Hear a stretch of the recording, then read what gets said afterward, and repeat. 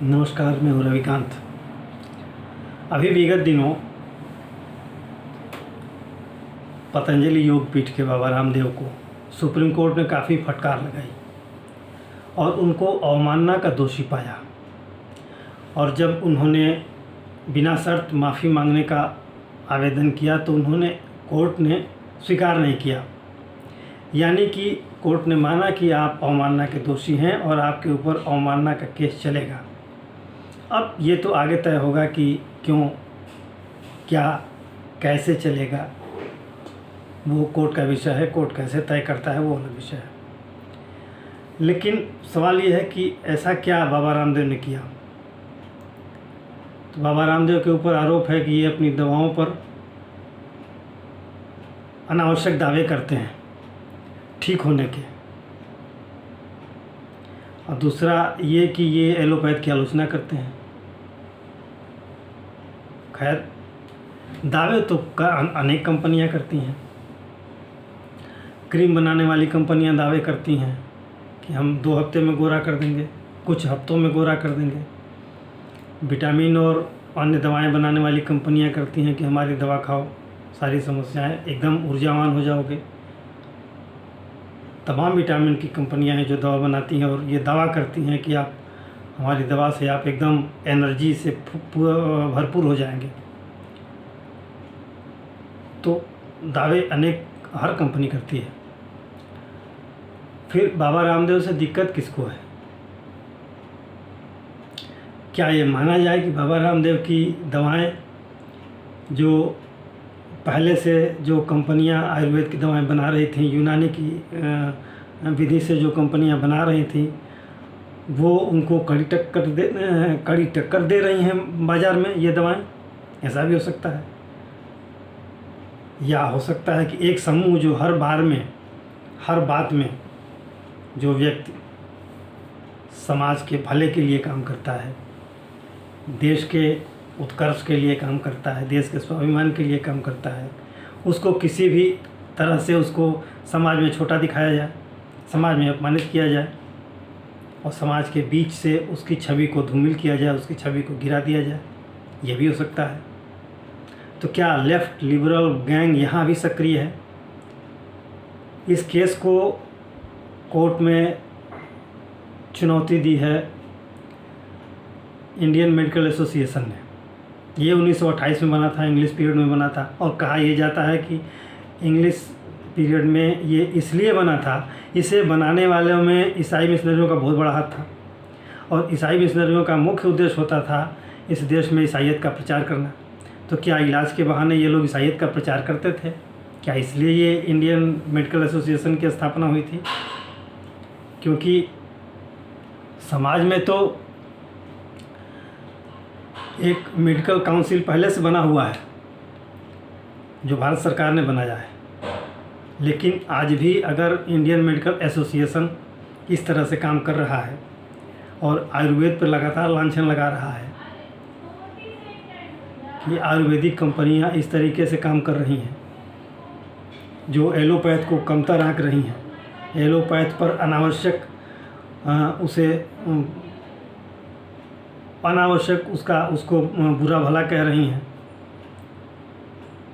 तो ये हो सकता है कि ये बाबा रामदेव की छवि को ख़राब करने का एक प्रयास हो, या उन सभी कंपनियों की तरफ से एक प्रयास हो कि बाबा रामदेव की छवि को, उनकी दवाओं को समाज में जो है वो कमतर आंका जाए, गिराया जाए, उसकी छवि को गिराया जाए और लोगों का मोह भंग हो बाबा रामदेव से, या पतंजलि की दवाओं से लोगों का मोह भंग हो सकता है ऐसा हो। तो क्या एक मुद्दा बने हैं बाबा रामदेव? आपकी क्या राय है? आप भी जानें समझें इसके बारे में। और अगर एक व्यक्ति जो आयुर्वेद के उत्थान के लिए इतना काम कर रहा है, इसका सीधा असर आप देखें ना, जो आज से 20 साल पहले जब बाबा रामदेव ने चैनलों पर योग को प्राथमिकता दी और योग के शिविर आयोजित किए गए पूरे देश में, और दुनिया के अनेक देशों में ये आयोजित किया गया, लोगों ने इसे हाथों हाथ लिया और उस दौरान लोग जब अपनी बीमारियां बताते थे तो बाबा रामदेव योग के साथ साथ कुछ आयुर्वेद की दवाएं भी सुझाव देते थे कि आप इसको खाइए। अगर वो दवाएं नहीं मौजूद होती थी तो घर में कुछ चीज़ों को कहते थे कि आप ऐसे ऐसे करके इसको बनाइए और नित्य खाइए, इसका फ़ायदा होगा। तो ये तो हमारे दैनिक जीवन से जुड़ी हुई चीज़ें थी। इसको एलोपैथ की विधा हमसे कैसे अलग कर सकती है? ये तो सोचने वाली बात है ना। अगर आयुर्वेद को ख़त्म करने की साजिश है, ये आप समझ लीजिए कि ये सिर्फ बाबा रामदेव पर ये कोई प्रहार नहीं हो रहा है। ये प्रहार हमारी सभ्यता पे, हमारे कल्चर पे, हमारी संस्कृति पे और हमारे आयुर्वेद पर हो रहा है। आयुर्वेद को विपन्न करने की कोशिश हो रही है, आयुर्वेद को ख़त्म करने की कोशिश हो रही है। ये घातक है। अगर इन चीज़ों से अगर एक वर्ग चाहता है कि अगर हम बाबा रामदेव की छवि बिगाड़ देंगे तो आयुर्वेद ध्वस्त हो जाएगा, तो आयुर्वेद तो सदियों से चली आ रही परंपरा है, वो हमारे रग रग में बसा है।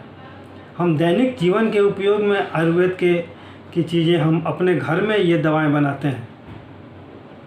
काढ़ा तो हर घर में बनता है। कहाँ कोरोना का समय आया था तो सभी एलोपैथ के डॉक्टरों ने कहा था, चाहे वो एम्स हो या PGI हो, सबने कहा था कि आप काढ़ा पियो, ये इसका सबसे बेहतर उपचार है। और लोगों ने काढ़ा खूब पिया। बहुत से लोग इससे बचे, बहुत से लोग कोरोना की चपेट में आए।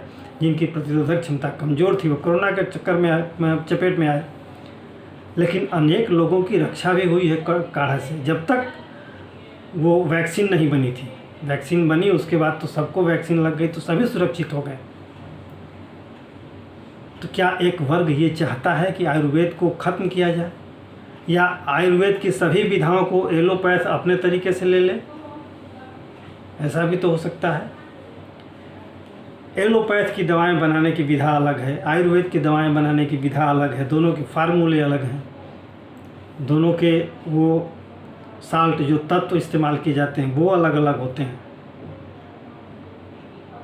या तो आयुर्वेद को ख़त्म करने की साजिश चल रही है, या तो आयुर्वेद को इस तरीके से एलोपैथ के द्वारा आवृत्त किया जाए कि आयुर्वेद अपने आप को आयुर्वेद न कह पाए और आयुर्वेद की हर विधा को एलोपैथ की विधा मान लिया जाए। जैसे अटल जी के ज़माने में हल्दी पर पेटेंट अमेरिका में होने लगा था, जबकि हल्दी का उपयोग दवा के रूप में और बाकी हर काम में हल्दी का उपयोग भारत में सदियों से होता आया है, दवा के रूप में भी होता आया है। तो इसके पीछे क्या वजह हो सकती है, ये वास्तव में चिंता का विषय है।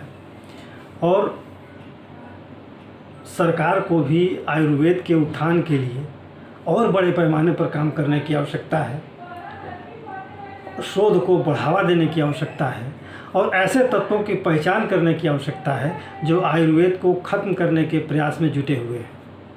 आज के लिए इतना ही, फिर अगले वीडियो में हम कुछ और नए मुद्दे पर आपसे बात करेंगे। अगर ये वीडियो आपको अच्छा लगा हो लाइक करें, शेयर करें, सब्सक्राइब करें। धन्यवाद।